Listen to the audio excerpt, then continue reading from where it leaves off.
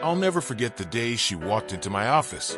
She was only 35, but moved like someone twice her age. Her eyes were filled with tears as she told me she had tried everything. Diets, exercises, nothing worked. She was frustrated, defeated, and I could see the fear. It wasn't just about the weight. She was scared for her life, for her future. In that moment, I knew she wasn't just another patient. This would be one of those stories that would keep me up at night, reflecting. The real issue wasn't what she was doing wrong. It was what no one had ever told her. And it's something most people still don't understand about weight loss. You see, people usually think that losing weight is half diet, half exercise. But that's not the whole story. Together, those two factors only account for 25% of the process. The real secret goes far beyond that. Getting good sleep, planning, and most importantly, keeping the promises you make to yourself are what truly make the difference. I gave her a simple plan, which wasn't just about food or exercise, but about setting up her environment for success. Every step was designed so failure wasn't an option. And the amazing thing is, anyone can do this if they start with the right mindset. That same woman, a few months later, she came back. She was a completely different person, not just physically, but emotionally.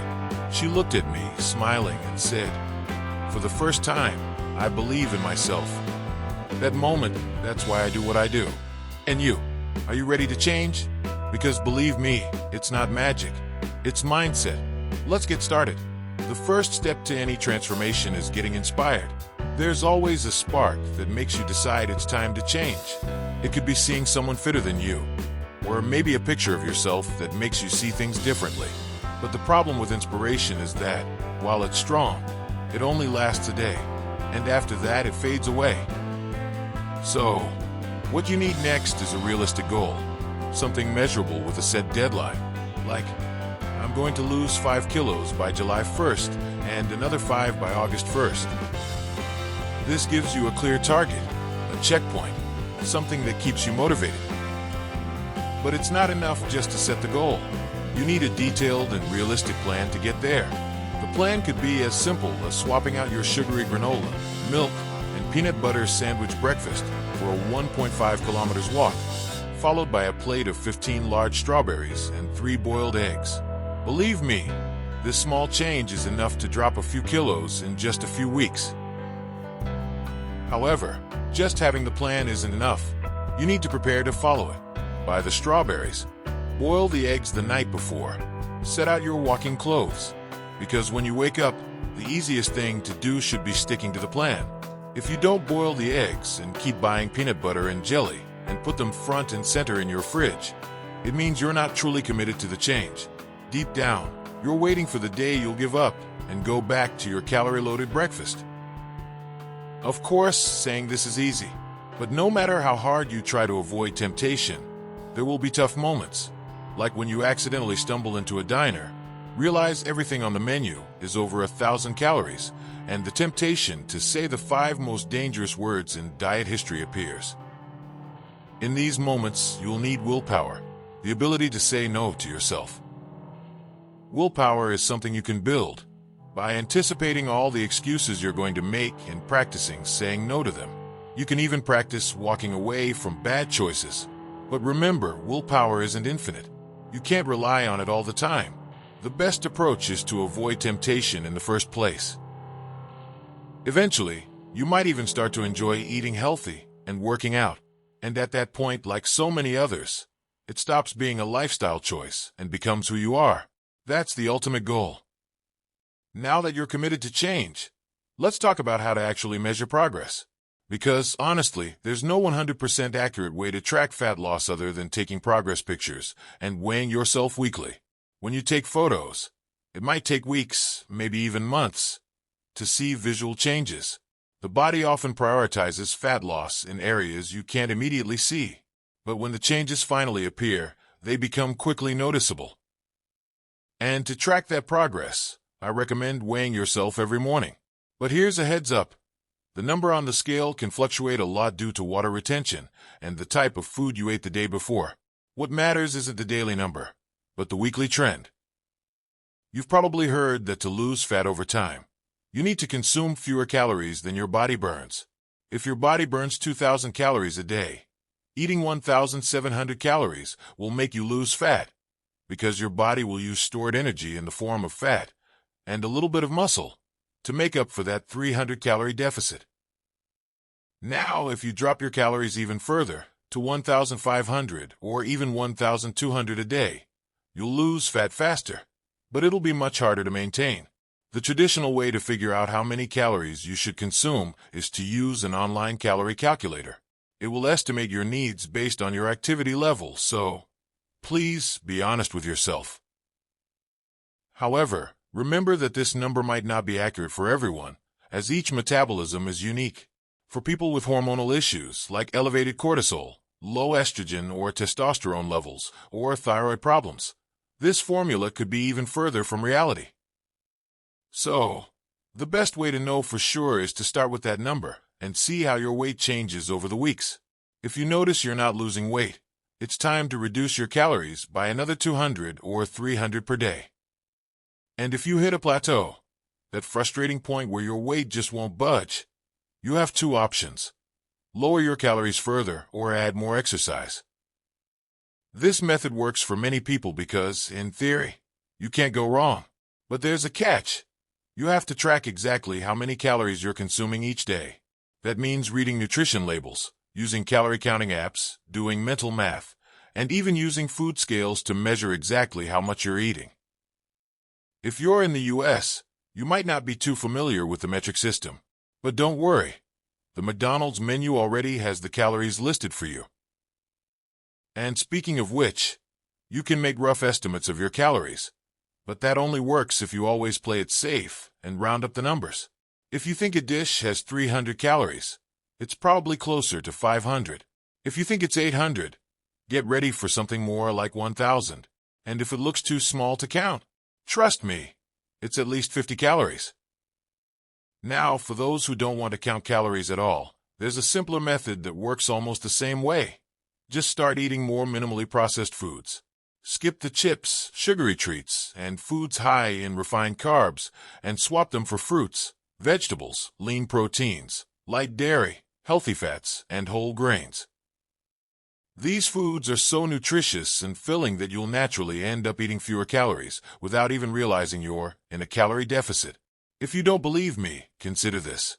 Here are 200 calories of stuffed cookies, and here are 200 calories of strawberries.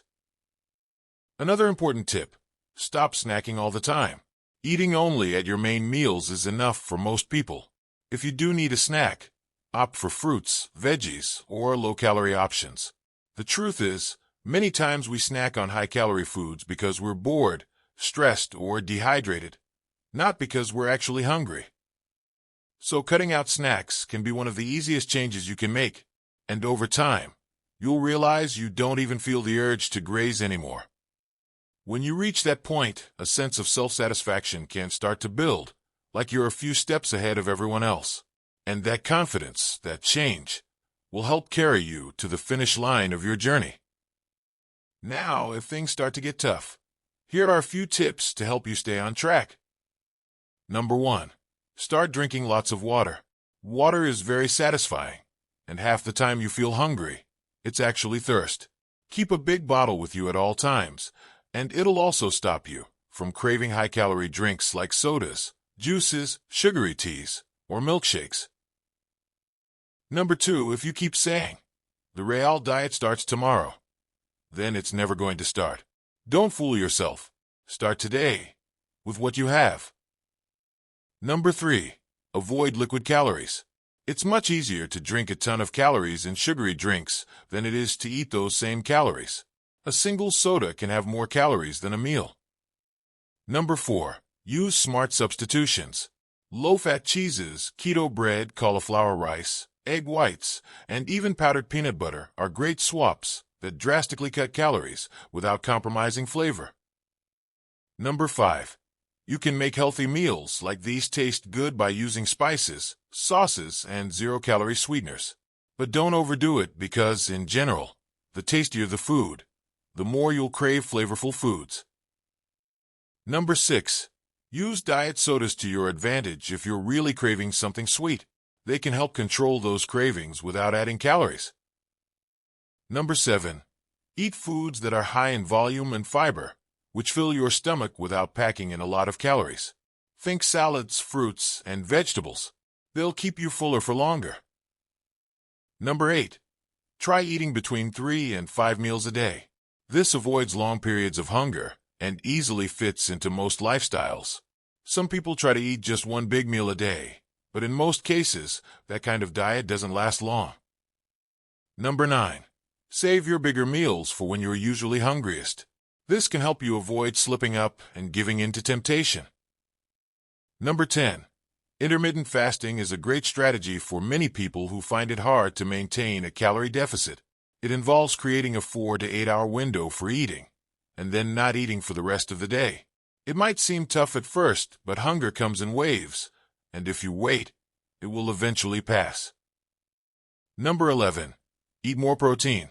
Protein is the most filling macronutrient, and your body burns about 20 calories just digesting every 100 calories of protein. Number 12. If you're using protein powder, remember that, while it's a good source of protein, it's processed in liquid, so it doesn't leave you as satisfied as solid protein sources. Still, it can be helpful to hit your protein goals. Number 13. Try black coffee or unsweetened tea. Caffeine can give your metabolism a small boost and help control your appetite. Number 14. Use smaller plates, smaller bowls, and smaller portions. It tricks the brain into feeling satisfied with less food. Number 15. And if you slip up and eat something off-plan, don't use it as an excuse to throw everything away. Mistakes are part of the process, but giving up should never be an option. Now, let's talk about exercise. While diet is the most important factor in fat loss, exercise also plays a key role. It not only burns calories, but improves your overall health. Number 1. Lift weights. It doesn't just boost your metabolism, but also helps preserve and build muscle while you lose fat. Number 2. Walk more. Walking at least 10,000 steps a day is a simple, but incredibly effective way to burn extra calories and lose fat. Number 3. Do more cardio. While diet is more important, cardiovascular exercises make fat loss easier. If you find cardio boring, try high-intensity interval training, HIIT, or circuit training.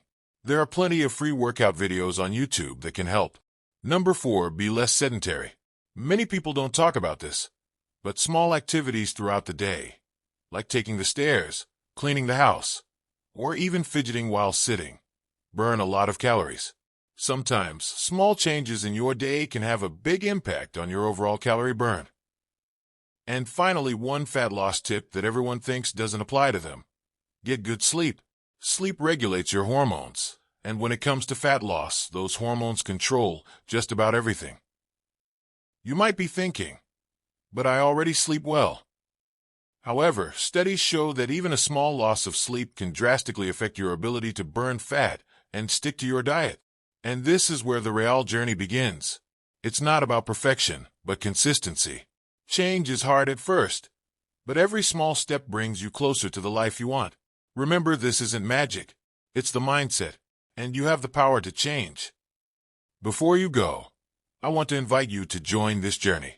Subscribe to the channel for more tips, transformation stories, and advice that will help you reach your goals.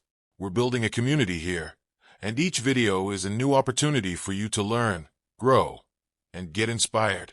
So, click the subscribe button and turn on notifications so you don't miss any content. Together, we're going to transform your life. See you in the next video.